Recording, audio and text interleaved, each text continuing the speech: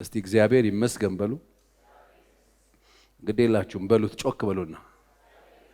አንደበቱ መስራት ከቻለ ሰው መጽሐፍ ሲናገር እስትንፋስ ያለው ሁሉ ማንን ያመስግን? እግዚአብሔር። እስትንፋስ አላችሁ? እስቲ እግዚአብሔር ይመስገን በሉ። ስለ ቤታችሁ፣ ስለ ኑሯችሁ፣ ስለ ህይወታችሁ፣ ስለ ጤንነታችሁ አንድ ጊዜ በሉት እስቲ። ስለ ቢዝነሳችሁ እንደገና በሉት እስቲ። ስላለው ህይወታችሁ እንደገና፣ ስለ ቤተሰቦቻችሁ፣ ስለ ልጆቻችሁ፣ ስለ አካባቢያችሁ፣ ስለ ምድራችን፣ ስለ ቤተ ክርስቲያን እግዚአብሔር ይመስገን። አሜን። በቃ እግዚአብሔር ይሄንን እድል ሰጥቶናል። ብሩህ አየር ሰጥቶናል። ጤና ሰጥቶናል። ከመኝታችን መነሳት ችለናል። መተንፈስ ችለናል። መንቀሳቀስ ችለናል። ልብስ መልበስ ችለናል። ማስተዋል ችለናል።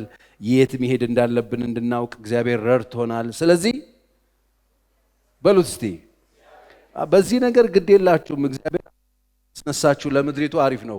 የብዙ ሰዎች ችግር ይሄ ነው። እንደገና አንድ ጊዜ በሉት እስቲ ጮክ በሉና።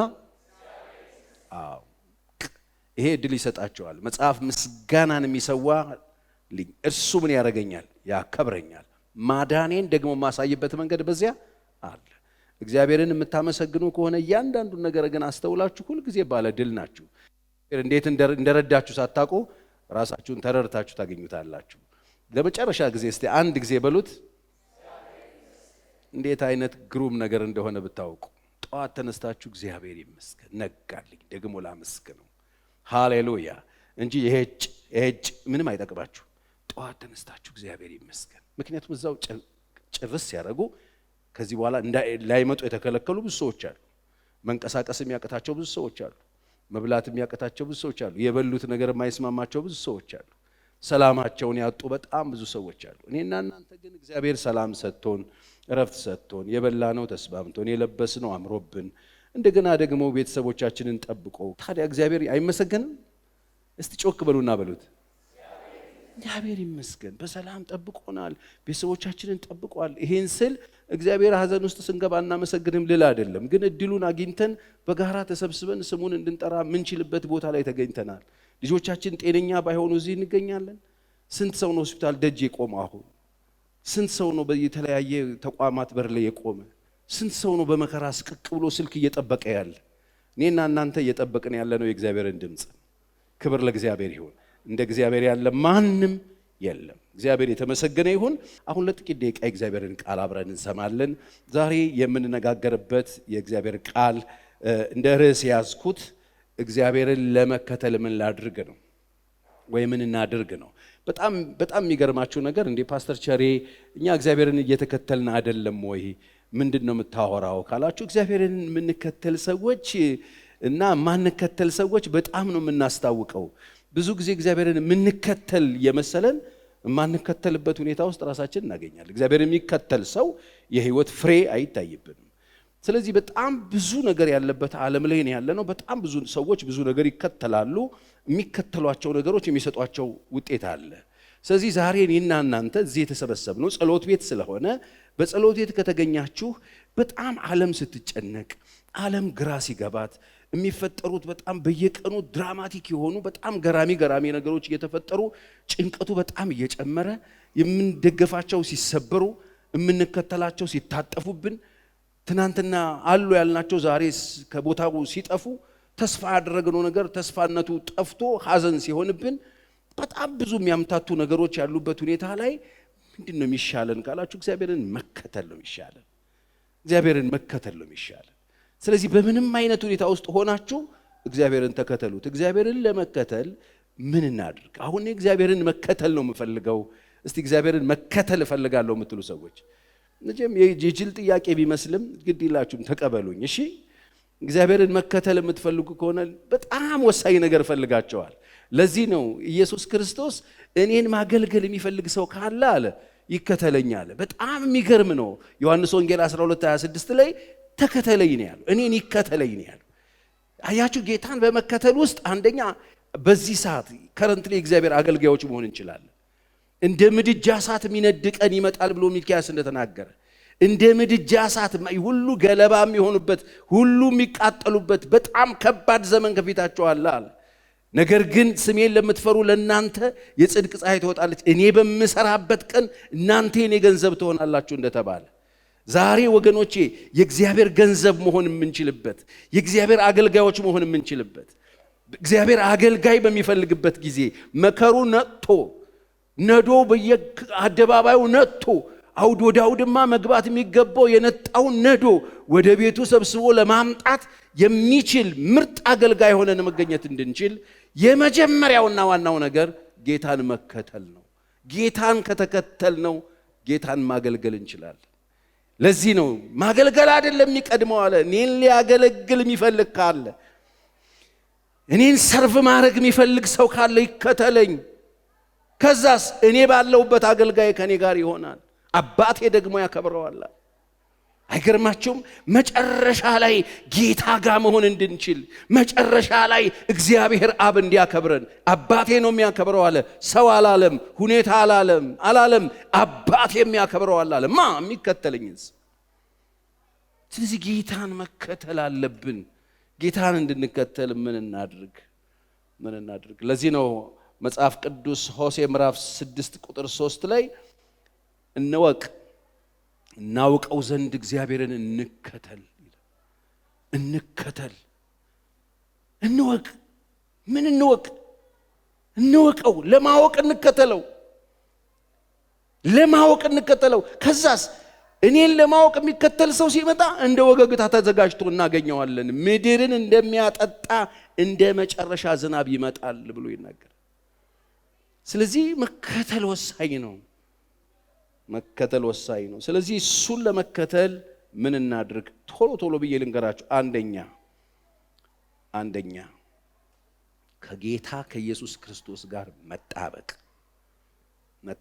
ከመጣችሁ ከጌታ ጋር ሃይ ተባብላችሁ ተጨባብጣችሁ እንዴት ነው ውሎ ኑሮ ጥሩ ነው እንዴት ነው መንግስተ ሰማይ አባት ደህና ናቸው ወይ ብለን ጌታን የምንሄደው ጌታ አይደለም ነው። ከጌታ ጋር መጣበቅ፣ ኑሮን ከእርሱ ጋር ማድረግ። ድሮ ቤተክርስቲያን ሲመጣ የሚዘምር አንድ በጣም ፌመስ መዝሙር ነበረ። ኑሮ ከጌታ ከኢየሱስ ጋር በሸለቆ ቢሆን በተራራ አመቺ ነው፣ ደስ ያሰኛል፣ እርካታን ይሰጣል። ከጌታ ጋር መጥቶ መኖር የምትፈልጉ ሲባል የሚመጡት ሰዎች ምን እየተዘመረ የሚመጡት? ይሄ መዝሙር እየተዘመረ ነው ሰው ይመጣ። ለምን? ከጌታ ጋር ለመኖር ወስነዋል። የት? ቤተክርስቲያን ብቻ ሳይሆን ውጪ። ከሱ ጋር በመኖር የሚመጣ የኖረው ዝቅታ ሲመጣም ያ አመቺ ነው። ከፍታ ቢሆን አመቺ ነው፣ ዝቅታ ቢሆን አመቺ ነው፣ መከራ ቢሆን አመቺ ነው፣ የሆነ ልዩ ነገር ቢመጣም አመቺ ነው። ዋናው ነገር ከጌታ ጋር መሆን ነው። ድሮ ሰዎች ቤተክርስቲያን ሲመጡ በደጅ ቆሜ አንኳኳለሁ፣ ማንም ድምፄን ቢሰማ ደጁን ቢከፍትልኝ ወደ እርሱ ገባለሁ፣ ከእርሱ ጋር ራት እበላለሁ፣ እርሱም ከኔ ጋር ይበላል ተብሎ ሰዎች ይመጡና ከጌታ ጋር መኖር ሲጀምሩ ራታቸውን አስበልተው እነሱ ከቤት አስወጥተው አያሸኙትም። አብረውት ከዛ በኋላ ህይወት ዘመናቸውን ሁሉ አብረው እየበሉ ለመኖር ይወሰን ነበር። ጌታን ተከተል ሲባል ምንድነው ፓስተር ቸሬ ካላችሁ፣ ተጣበቁ ከሱ ጋር። በጣም አዋጭ። ካልተጣበቃችሁት ግድ የላችሁም፣ ይቅርባችሁ። በቃ ሌላ የምትጣበቁት ነገር ፈልጉና ተጣበቁ። ለምን ካላችሁኝ፣ ካልተጣበቃችሁ ስሙን ታጠፉታላችሁ። ካልተጣበቃችሁ ያልገባላችሁ እንዲል ገብቶልኛል እያላችሁ ተዋሹበታላችሁ። ካልተጣበቃችሁ ከጌታ ጋር እየኖራችሁ ጌታን ታሙታላችሁ። ካልተጣበቃችሁ ስሙን ታጠፉታላችሁ። ከተጣበቃችሁ ከሱ ጋር ሆናችሁ ትወድቃላችሁ፣ ከሱ ጋር ሆናችሁ ትነሳላችሁ፣ ከሱ ጋር ሆናችሁ ትሞታላችሁ፣ ከሱ ጋር ሆናችሁ ትነሳላችሁ። ጌታ እንዴት ነው የምከተለው? ከጌታ ጋር በመጣበቅ። ኢየሱስ ለእናንተ ምንድነው? ጊዜ ልታሳልፉበት ነው የመጣችሁት? ጌታን መከተል ማለት ከሱ ጋር መጣበቅ። በቃ ህይወቴን ኑሬን ከሱ ጋር አደርጋለሁ። የሚገጥመኝ መከራ ችግር ከሱ ጋር ነው መሆን። ከዚህ በኋላ ኑሬን ከሱ ጋር አደርጋለሁ። አምልኮዬ ከሱ ጋር ሆኖ ኑሮዬ ብቻዬን የሚሆን ከሆነ ልክ አይመጣም። አምልኮዬን ከሱ ጋር አድርጌ ጉዞዬን ከሱ ጋር ብቻዬን ማረግ ከሆነ ልክ አይደለም። አምልኳችንን ከሱ ጋር አድርገን ቤተክርስቲያን መተን ከሱ ጋር ነን ብለን ኑሯችንን ብቻችን የምንኖር ከሆነ እየተከተልነው አይደለም። ተጣበቁት። ራሳችሁን ክፍት አድርጉለት። በፈለገ ሰዓት የሚያዛችሁን ነገር ለማድረግ መጣበቅ ማለት እዚህ ሰማችሁታል። አሁን ወጣ ስትሉ ሚናገራችሁን እየሰማችሁ ከሱ ጋር መኖር ማለት ሹክ ይላል። ጌታ ሆይ ባከናና ልጅህን ጫንባት ብሎ ኢያሪቆስ ሲጠይቀው እሺ ብሎት ነው አብሮት መንገድ የጀመረው። መንገድ ተጣብቀው ነው አብሮት እየሄዱ ያለው። መንገድ ላይ ኢያሪቆስ የገጠመው ነገር ኢየሱስም አብሮት ይሰማ ስለነበር ኢያሪቆስን የሚረብሸውን ድምጽ በሌላ ድምጽ ነው የሻረለት። የሱ ዘመዶችና ጓደኞቹ ብላቴና ሞታለች ብለው ሲነግሩት ኢየሱስ አብሮት ስለነበረ የሚለውን ይሰማ ነበር። አብሮ መኖር ማለት ጌታን መከተል ማለት ከሱ ጋር ተጣብቆ የሚለውን መስማት ነው። እመን እንጂ አትፍራ ሲለው እሺ ብሎ ያምንና ይደፍር ነበር። በስ መጣበቅ ማለት ከእርሱ ጋር ሆኖ የሚለውን መስማት። ተው ሲል ተው፣ እሺ በል ሲል እሺ፣ ቁጭ በል ሲል ቁጭ በል፣ ምሕረት አድርግ ሲል አድርግ። መኖር እሱ እዚህ ተወራጭተን ሄደን እዚህ ቀርቶ በዚህ ምንል ከሆነ ውሸት ነው የተከተልነው አይደል። አይጠቅማችሁም እሱ ህይወት። በሱ ፍቅር መሞላት፣ ጌታን መከተል ማለት በሱ ፍቅር መሞላት፣ ምሕረት እንደተቀበለ ሰው መኖር። እንደዛ እልፍ መክሊት የነበረበት ሰው ተማረ፣ ተተወ እኮ በቃ አብሮት በነበረ ጊዜ ተተወ። ሲወጣ ግን ሰውየው ሌላ ኑሮ የራሱን ኑሮ ይጀምራል። ወገኖቼ ከጌታ ተቀብላችሁ ከጌታ ጋር አምልካችሁ ከጌታ ጋር እዚህ ያገኛችሁትን ነገር ወጣችሁ ኑሩት እኮ ነው ጌታን መከተል ማለት። ሰውየው ከዛ ጋር ሲመጣ ከሱ ጋር ነው። ይለምናል፣ ይቀበላል፣ ይቅርታ ይጠይቃል፣ ይቅርታ ይቀበላል፣ ምሕረት እንዲደረግለት ይጠይቃል፣ ጊዜ እንዲሰጠው ይጠይቃል፣ ጊዜ ይሰጠዋል፣ ምሕረት ያገኛል። ሲወጣ ግን አይደለም። ሲወጣ ግን ሰውየው የራሱን ኑሮ ነው የሚኖር። ያንቃል፣ ሰው ያንቃል፣ ጣቢያ ይወስዳል፣ ያሳስራል። አያችሁ የብዙዎቻችን ህይወት ይሄ ነው። ጌታን ማንከተል ሰዎች ቸርች መንፈሳዊነት ይሰማናል። ስንወጣ አውሬ አራዊት ሆነን እንገለጣለን። አሁን ይሄ አይደለም ወይ የቸገረን? ይሄ አይደለም ወይ የቸገረን? የጌታ ፍቅርን መኖር አይደለም ወይ የቸገረን? ሌላ እኮ አምጡ አላለንም። ቆፍሩና ዘርታችሁ አጭዳችሁ አምጡ አላለም። ሰጠንና ስጡን ያለን። ጌታን መከተል ማለት የተቀበልከውን ሂድና ስጥ። እዚህ መቆየታችሁ ትርጉሙ ምንድነው ታዲያ? ሰጠና ስጥ ነው ያለው። እንዴ እኔ እንዳደረኩል ልታደርግ አይገባም ነበር ወይ? እኔን ጠየከኝና አደረኩ። አንተ ለወንድምህ ይሄን ልታደርግ አይገባም ነበር ወይ? በፍቅሩ መኖር ነው ጌታን መከተል። ወገኖቼ ጌታን ትከተላላችሁ? ተጣበቁ። መጣበቃችንን በምን እናውቃለን? የተሰጠንን በመስጠት፣ የተሰጠንን በመኖር፣ የተሰጠንን ሄደን እንደተሰጠን ሰዎች በመሽተት። እዚህ ያላችሁ ሁላችሁንም ሽቶ በቀባችሁ ወጣችሁ ሽቶ ማለታችሁ አይቀር። ይሄው ጌታ የሰጣችሁ ፍቅር፣ ጌታ የሰጣችሁ ርህራሄ፣ ጌታ የሰጣችሁ ደግነት ካለው ስትወጡ ስጡ። የት? ቤታችሁ፣ ስራ ቦታ፣ መስሪያ ቤት፣ የምትንቀሳቀሱበት ቦታ ላይ መስጠት። ጌታን መከተል በጣም ወሳኝ ነው። እንደ ወገግታ ተዘጋጅቶ እንድናገኘው ምድርን እንደሚያጠጣ እንደ መጨረሻ ዝናብ ወደ ህይወታችን እንዲመጣ ምን እናድርግ? በጌታ ፊት ቆይታ አድርጉ። በርከክ በሉ፣ ጊዜ ውሰዱ፣ የጌታን ፊት ፈልጉ። ለምን ካላችሁ እሱ ራሱ ነው ፊቴን ይሸዋል።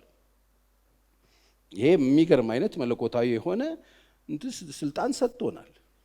መዝሙረ ዳዊት 27:8 አንተ ፊቴን እሹኝ ባልክ ጊዜ አቤቱ በፊትህ ፊትህን እሻለሁ፣ ልቤ አንተን አለ ይላል ዳዊት። ፊቴን እሹ ባልክ ጊዜ፣ ፊቴን እሹ እኮ ብሏችኋል ጌታ። ስለዚህ ጌታን መከተል ምንድነው የምናደርገው? ጌታን መከተል ምንድነው? ፓስተር ቸሬ በጌታ ፊት ቆይታ አድርጉ፣ ጊዜ ውሰዱ፣ ፊቱን ፈልጉት፣ ሰዓት ስጡትና በርከክ በሉና የእሱን ፊት ፈልጉት።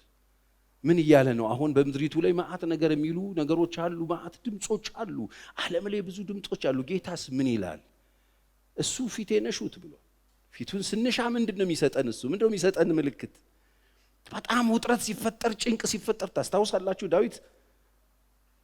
ዳዊት በጣም ከባድ ጦርነት በነበረ ጊዜ ትዝ ይላችኋል። ጺግላግ የምትባለው ከተማ ተቃጥላ ከአንኩስ ጋር ዘምታለሁ ብሎ መለሰውና አንተ ከጎልያድን የገደልከው እዛ የነበርክ ሰው አይደል እንዴ ብሎ በቃ ፈርቶት ሲመልሰው ከተማይቱ ተቃጥላ ሚስቶቹ ተማርከው ሀገሩ ፈርሶ በነበረ ጊዜ አብረውት የነበሩ ሰዎች ድንጋይ ይዘው ሊወግሩት ዙሪያውን በተከበበ ጊዜ ምን አደረገ ይለናል መጽሐፍ ቅዱስ። ዳዊት ግን በአምላኩ በእግዚአብሔር ልቡን አበረታ ይላል። አይገርማችሁም? መበርታት የማይቻልበት ሁኔታ ውስጥ ሚስቶቹ ተማርከው ሀገሩ ተቃጥሎ የሚኖርበት ቄ ፈርሶ ዙሪያው ያሉ የኔ የሚላቸው ሰዎች ድንጋይ አንስተውበት ተከቦ ጭንቅ በነበረ ጊዜ ልቡን ግን አበረታ ይላል። በእግዚአብሔር። ወገኖች የእግዚአብሔርን ፊት ፈልጉት።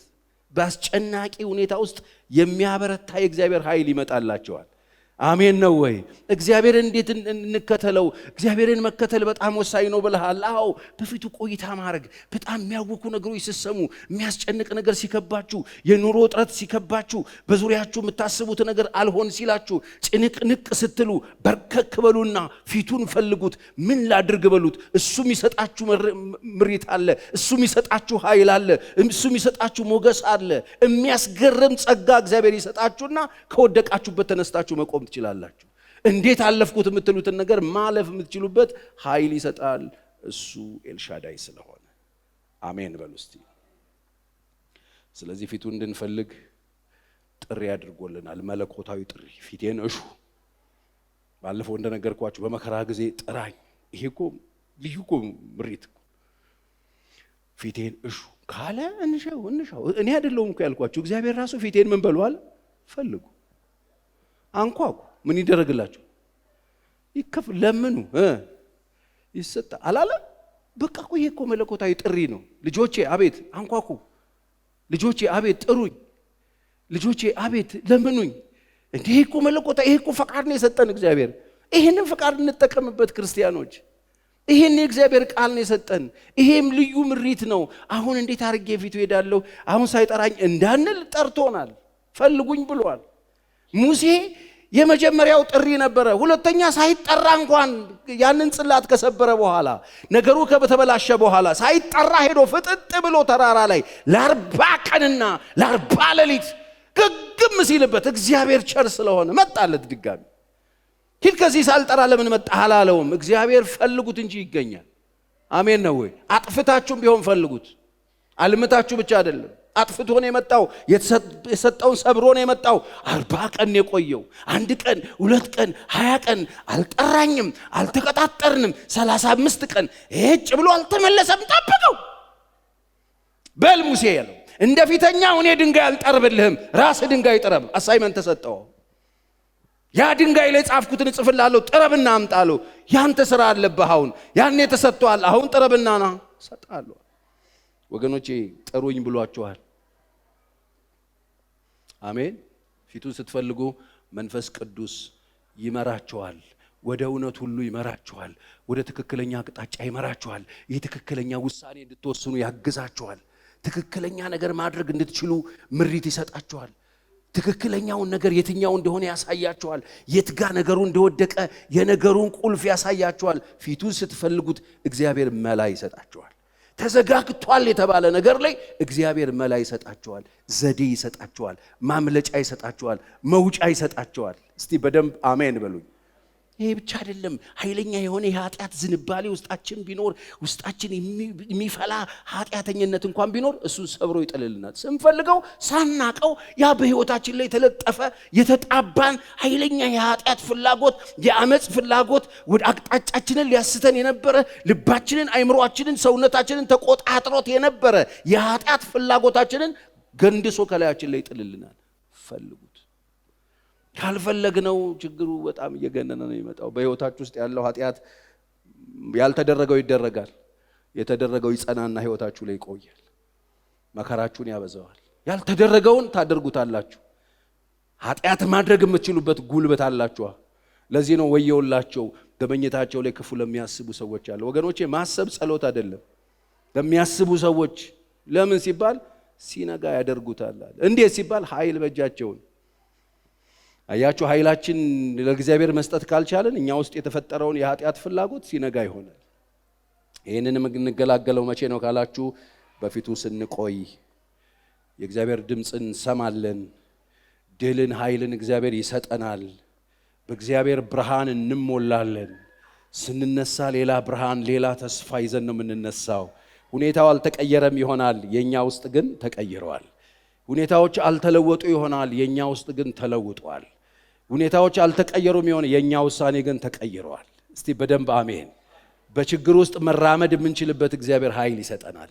በውሃ ውስጥ ባለፍ ጊዜ ይለናል ይመጣና ውሃ እኮ ነው፣ ኃይለኛ ውሃ ነው ያለው፣ ሰው ሁሉ እየሸሸው ነው፣ አያሰጥምህም ይለናል። ሹክ ሲለን ሰው ሁሉ የሚፈራውን ውሃ እኛ እንራመድበታለን። ጨለማ ውስጥ እኔ ብርሃን እሆናለሁ ይለናል፣ ጨለማውን እንሻገረዋለን። እስቲ አሜን። ብዙ ሰዎች እግዚአብሔር ውሃውን የሚያጠፋ ጨለማ የሚያጠፋ ብቻ ነው ይመስላቸው። ኖ፣ ፊቱ ቀረብ ስትሉ በዛ ውስጥ ማለፍ የምትችሉበት ጸጋና ኃይልን እግዚአብሔር ለልጆቹ ይሰጣል። ክብር ለእግዚአብሔር ይሁን። በፊቱ መቆየት፣ ፊቱን መፈለግ፣ እግዚአብሔርን መከተል ይባላል። እግዚአብሔርን እንዴት ልከተለው? እግዚአብሔርን የምንከተለው በእሱ ጸጋ በመተማመን ስንቶቻችሁ ናችሁ ዛሬ በራሳችሁ ጽድቅ የምትተማመኑ? ስንቶቻችሁ ናችሁ በጌታ ታምናችሁ ቁጭ ያላችሁ? ስትሰነብቱ በእግዚአብሔር ቤት ውስጥ ስትቆዩ ምናልባት ከኪሳችሁ ያወጣችሁት የጽድቅ አካውንት ይኖራችሁ ይሆን? በኩራት ቁጭ ያላችሁ ሰዎች ትኖሩ ይሆን? ባጠናችኋቸው ጥናቶች፣ በተማራችኋቸው ትምህርቶች ደገፍ ብላችሁ እዚህ ጋር የማወራውን ነገር በቀይ እስክሪብቶ ኤክስራይት እየሰጣችሁ የምትሰሙ ሰዎች ትኖሩ ይሆን? እኔ ልምከራችሁ፣ እግዚአብሔርን መከተል ከእግዚአብሔር ጋር በእሱ በጸጋው ታምኖ መኖር፣ ከትዕቢት ነፃ መውጣት። አሜን ነው ወይ? የምንተማመንበት ምንም አይነት ጉልበት እንደሌለን ማመን፣ በእግዚአብሔር መተማመን፣ በራሳችን መተማመናችንን ማቆም ነው እግዚአብሔርን መከተል። እስቲ እጆቻችሁን አንሱ። ጌታ ሆይ አንተን እከተልሃለሁ፣ በራሴ የምተማመንበት ምንም ነገር የለኝም፣ መታመኛዬ አንተ ነህ። አትተማመኑ፣ በሱ አትተማመኑ። ምንም አይነት ሰዎች ብትሆኑ አትተማመኑ፣ ግድ የላችሁ። ለዚህ ነው ሐዋርያ ጳውሎስ ለኤፌሶስ ሰዎች የጻፈላቸው ምዕራፍ 2 ቁጥር 8 ላይ ማንም እንዳይመካ ከሥራ አይደለም እንዲሁ በምኑ በጸጋው ድናችሁ። ማንም እንዳይመካ ከተባለ አንመካም። በቃ በእግዚአብሔር ቤት ስንቆይ ስንመጣ ትምክታችንን እሱን አድርገን ነው የምንመጣው። አለቅ። እዚህ ጋር ደንበኛ ቋሚ ስለሆንኩኝ ተማምኜ መናገር ስለምችል ችሎታ ይዤ ልመጣ አልችልም። እኔ እዚህ ቁጭ ብዬ አልችልም እያልኩት ነው። አልችልም። እሱ ግን ሲችል አየዋለሁ። ይችላል እሱ። መታመኛችን እሱ ነው። አሜን። በራሳችሁ አትተማመኑ። እግዚአብሔርን መከተል ማለት ምን ማለት ነው ካላችሁ፣ በራስ መተማመን አቁመን በጌታ ብቻ እየተማመኑ መኖር ማለት። መታመኛችንን እሱ ማድረግ ማለት። መታመኛችን ሰዎች አይደሉም። መታመኛችን ሚስቶች አይደሉም፣ ባሎች አይደሉም። መታመኛችን ያለን ነገር አይደለም፣ የምናውቀው ነገር አይደለም። መታመኛችን ጸጋውና ጸጋው ብቻ። ክብር ለኢየሱስ ይሁን። በቃ ጸጋው ብቻ። ለዚህ አይደል ጳውሎስ ምን ያለው? ኃይሌ በድካሜ ይገለጥ ዘንድ ምን ይበቃሃል? ጸጋዬ ይበቃሃል። ጸጋው በምንም ሁኔታ ውስጥ እንድንኖር የሚያስችል የእግዚአብሔር ጉልበት ስለሆነ፣ ስለዚህ እግዚአብሔርን ተስፋ ካደረጋችሁ፣ በእሱ ከተማመናችሁ ትበረታላችሁ። እግዚአብሔር ጉልበት ይሰጣችኋል፣ ኃይል ይሰጣችኋል። 2 ቆሮንቶስ 13:3 ይጠቅማችኋል። ሌላው በትህትና ተመላለሱ፣ ሃምብል ሁኑ፣ ትሁት ሁኑ። እግዚአብሔርን መከተል ማለት በትህትና መመላለስ ነው። ጥጋብ ምናምን እንዳይዘን፣ በጣም ስንቆይ አንዳንድ ጉዳዮች አንዳንድ ወንበሮች ላይ ስንቆይ ጥጋብ ይዘናል። አንዳንድ ቦታ ላይ በጣም ስንከርብ ጥጋብ ይዘናል። የሆነ በጣም ከባድ የሆነ ነገር አለ። እኛ ሀገር በጣም ለብዙ ነገር ችግር አለ። ታውቃላችሁ አይደል? የሆነ ነገር ስናቀው እናቀላለን። አወኩሽ ናኩሽ የሚል ተርቢል ያለን በጣም በቃ ቶሎ ነገሮችን ማበላሸት የምንችል፣ ቶሎ ነገሮችን ማራከስ የምንችል፣ በጣም ለዚህ ነገር ሰለባ የምንሆን ስለሆንን በጣም በተቻለ መጠን በትህትና እንመላለስ። በትህትና እንመላለስ። የሰጠንን ነገር በትህትና እንያዝ። ትዳር የተቀበልን ሰዎች በትህትና እንያዝ። ቤተሰብ የተሰጠን ሰዎች በትህትና የሰጠንን እያከበርን፣ ምክንያቱም ስጦታ ስናከብር ሰጪን እያከበርን። መጽሐፍ ቅዱስ ሚስት ከማን ነው የሚሰጠው? ከእግዚአብሔር። ባል የሚሰጠው ከማን ነው? ልጆች የሚሰጡት ከማን ነው? ምን ነው ድምጻችሁ ጠፋ? ልጆች የማስጦታ ናቸው። ሰው የሚሰጥ ማን ነው? ቤተሰብ ሰው ምናምን የሚሰጥ እግዚአብሔር ነው አይደል? ከሰጠን በትህትና እንያዝ። ትዕቢትን ከህይወታችን እናስወግድ። አንልመድ፣ አንሰልች። የተሰጡን ነገሮች ቢታመሙ እንኳን ሰጪው ጋር ወስደን ማሳከምን እንልመድ። ትዕቢትን በጣም ከህይወታችን እግዚአብሔርን መከተል ነው እሱ አንዱ ፍሬው የሚታየው። እግዚአብሔርን የሚከተል ሰው የተሰጠውን በትህትና ይይዛል፣ በአክብሮት ይይዛል፣ አይጠግብበትም። በዛ ነገር ላይ በጣም እንትን አያደርግም። ሁሌ አክብሮ ነው የሚይዘው። የሰጠው እግዚአብሔር እስከምን ድረስ እንደሚቆይ አይታወቅም። የሰጠን ነገር እጃችን ላይ የሚቆይበት ጊዜ አለ። ጊዜውን ሲጨርስ ሰው ይሁን ሁኔታ ይሁን ዕቃ ይሁን ይወሰዳል። ታውቃላችሁ ይወሰዳል። አንዳንድ ልጆች ወላጆቻቸው ጋር የሚቆዩበት የዘመን ቁጥር በጣም ትንሽ ነው። ዘላለም የሚኖር ነገር ምንም የለም። የተሰጣችሁ በትህትና ያዙ። አንዱ እግዚአብሔርን መከተላችንን የምናሳየው ከትዕቢት የነጻ ሕይወት ይዘን እግዚአብሔርን ብርታታችን፣ ኃይላችን፣ ጉልበታችን አድርገን በመኖር ትምክትን በማስወገድ እግዚአብሔርን በመታዘዝ አሜን ነው። እዚህ የምትሰሙትን ነገር ታዘዙት። እግዚአብሔርን መከተል ማለት የሰማነውን ነገር መታዘዝ፣ ታዞ መኖር ማድረግ ነው። እግዚአብሔር ይርዳ። እስቲ በደንብ አሜን በሉ። ሁለተኛ ቆሮንቶስ 13:3 ሁለተኛ በእናንተ ዘንድ በነበርኩ ጊዜ እንደተናገርኩ አሁንም ደግሞ በሩቅ ስሆን በክርስቶስ በእኔ አድሮ እንዲናገር ማስረጃ ከፈለጋችሁ እንደገና በመጣ እንዳልራራላችሁ አስቀድመው ኃጢአት ላደረጉት ሌሎቹም ሁሉ አስቀድሜ ብያለሁ። አስቀድሜም እንዳልኩ ክርስቶስ ስለናንተ አይደክምም፣ ነገር ግን በእናንተ ኃይለኛ ነው ይላል። ክርስቶስ በእናንተ ጉዳይ አይደክምም፣ ስለናንተ አይደክምም። እስቲ እጆቻችሁን አንሱ። ክርስቶስ በእኔ አይደክምም፣ ክርስቶስ በእኔ አይደክምም፣ ነገር ግን በእኔ ኃይለኛ ነው። አለቀ። አይደክምም በእናንተ። እኛንን አስቸገርኩት ጌታ አሁንስ አደከምኩ። አልደክምም፣ አይደክምም። ዛሬም የእናንተ ብቃት ነው። ዛሬም የእናንተ ጉልበት ነው። ዛሬም የእናንተ መታያ ነው። ዛሬም በእግዚአብሔር ፊት ሙላታችሁ ነው። ዛሬም በእግዚአብሔር ፊት ሞገሳችሁ ነው። ዛሬም ጉልበታችሁ ነው። ዛሬም አቅማችሁ ነው። ስለዚህ ፈቃደኛ ከሆናችሁ ለመታዘዝ ሬዲ ከሆናችሁ በእናንተ ኃይለኛ ሆኖ ይነሳ። እስቲ በደንብ አሜን። ኃይለኛ ነው እግዚአብሔር ጌታ በእናንተ ኃይለኛ፣ ክርስቶስ በእናንተ ኃይለኛ ነው። እስቲ ክርስቶስ በእኔ ኃይለኛ ነው በሉ። ኃይለኛ ነው፣ ኃይለኛ ነው። እንደኛ እኛ ስንደክም ይደክም አይደለም። እሱ አይደክመውም፣ በእኛ አይደክመውም። እሱ በእኛ ይልቅ ኃይለኛ ነው። ዛሬ የወደቃችሁ ሰዎች፣ ዛሬ ባያዘናችሁ ሰዎች፣ ዛሬ መነሳት አልችልም የምትሉ ሰዎች የሰራዊት ጌታ ኢየሱስ ክርስቶስ እርሱ ኃይለኛ ነው፣ አይደክመውም እሱ። ስለዚህ ብርታታችሁን፣ ጉልበታችሁን እሱን አድርጉ፣ እሱን ታዘዙት። በቃ እውነተኛ ደቀ መዝሙር ፍሬው በመታዘዝ የሚገለጥ ነው። መታዘዛችን ለእግዚአብሔር ብቻ እንዳይመስላችሁ የሚጠቅመው የሌሎች ሰዎች የእኛን ሕይወት እንዲወዱት የሚያደርግ ነው። እኛ ስንታዘዝ ሌሎችን የሚስብ ውበት ነው፣ ሌሎችን የሚስብ መዓዛ ነው። እኛ ታዛዥ የእግዚአብሔር ልጆች ስንሆን ሰዎች ይሳባሉ። ለዚህ ነው እርስ በርሳችሁ በፍቅሬ ብትኖሩ፣ ቅድም ኃይልዬ እንደሱ አይነት ነገር እየነገረን ነበር። ብትኖሩ የጌታ ደቀ መዝሙር መሆናችሁ ይስባቸዋል። ሰዎች ወደ እግዚአብሔር መንግሥት እንዲጨምሩ ይረዳል።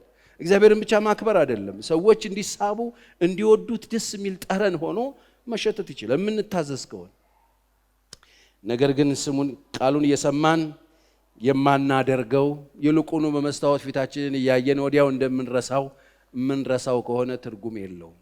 ብዙ ጊዜ ነግሬያቸዋለሁ። እዚህ ቤት መጥተው ሰዎች ሰምተው ሲወጡ ምን ተማራችሁ? ሰሞኑን ያው ለዓለም ያስብለናል። እዚህ ግድ የሆነ ነገር ይዘን መሄድ አለብን። ይሄ መጠየቅ አለበት። ድሮ ሰው ሲነገር ይጽፍ ነበር። ሲነገር እየጻፈ መዝገብ ይዞ ጾም ጸሎት በሚይዝበት ጊዜ እሱን ነው ጥሞና የሚያጠናው። አሁን ደግሞ በጣም ፋሽኑ አልፏል። መጽሐፍ የሚጽፍ ሰው ካየን ራሱ ፋራ ነው ይመስለን። ይቺ በቃ አዲስ ፍሬሽ ናት ነው ምንለው። አለ መጽሐፍ ቁጭ ብሎ መስማት በቃ ከዛ የጨረስን አይነት ነገር ብጤ ይሰማናል። ስንወጣ ከ3 ደቂቃ በኋላ መኪናው ጋር ሳንደርስ መሳፈሪያው ጋር ምንድነው የተማርከው ሲባል አንዲት ፖይንት አይዝ። አንዳንድ ሰው እኔ በመሃል የነገርኩትን ቀልድ ይዞ አቤት ዛሬ አሳቀን ይላል። ምንም ቁም ነገር ይዞ አይሄድ። ታዘዙ። አሜን። እንወቅ፣ እናውቀው ዘንድ እግዚአብሔርን እንከተል። በቃ የተጠራችሁት ለመከተል ነው። እንዴት እንከተል? እንደዚህ እንከተል፣ በመታዘዝ እንከተል። ድካማችን እሱን ትምክት እያደረግን እንከተለው። እሱን እየታዘዝነው እንከተለው። ቃሉን እየሰማን እንከተለው። እያደረግን እንከተለው። እሱን በህይወታችን ጣልቃ እያስገባ እንከተለው። ወደ ቤት ስንሄድ እኛ ቤት ይሂድ እሱ። እኛ ስንናገር አብሮን እንዲናገር እናማክረው። ስንወስን አብሮን እንዲወስን እናማክረው። ይሄ ነው እኮ መከተል። አሁን የመጣው ጄኔሬሽን አስከታይ እንጂ ተከታይ አይደለም። ለዚህ ነው ጌታ ተከተለኝ እያለ ገደል ለገደል የሚሮጥ። ጌታ የሚከተለን አይደለም፣ እኛ የምንከተለው። አሜን። እግዚአብሔር መስማት ያርግልን። ከዛሬ ጀምሮ መከተል ይሁንልን። እጆቻችሁን ከፍ አድርጉ እስቲ። ጌታ ኢየሱስ ክርስቶስ ወደ መሬት የመጣው ለኔ ነው። በመስቀል ላይ የሞተው ለኔ ነው። የተቀበረው ለኔ ነው። በሶስተኛው ቀን የተነሳው ለኔ ነው። ወደ ሰማይ ያረገው ለኔ ነው። በአብ ቀኝ የተቀመጠው ለኔ ነው። አንድ ቀን በክብር ተመልሶ የሚመጣው ለኔ ነው። እኔ ማለት በወደደኝ በርሱ ከአሸናፊዎች ሁሉ የምበልጥ የእግዚአብሔር ታዛዥ ምርጥ ልጁ ነኝ። በኢየሱስ ስም አሜን። ለእግዚአብሔር ክብር ስጡ እስቲ።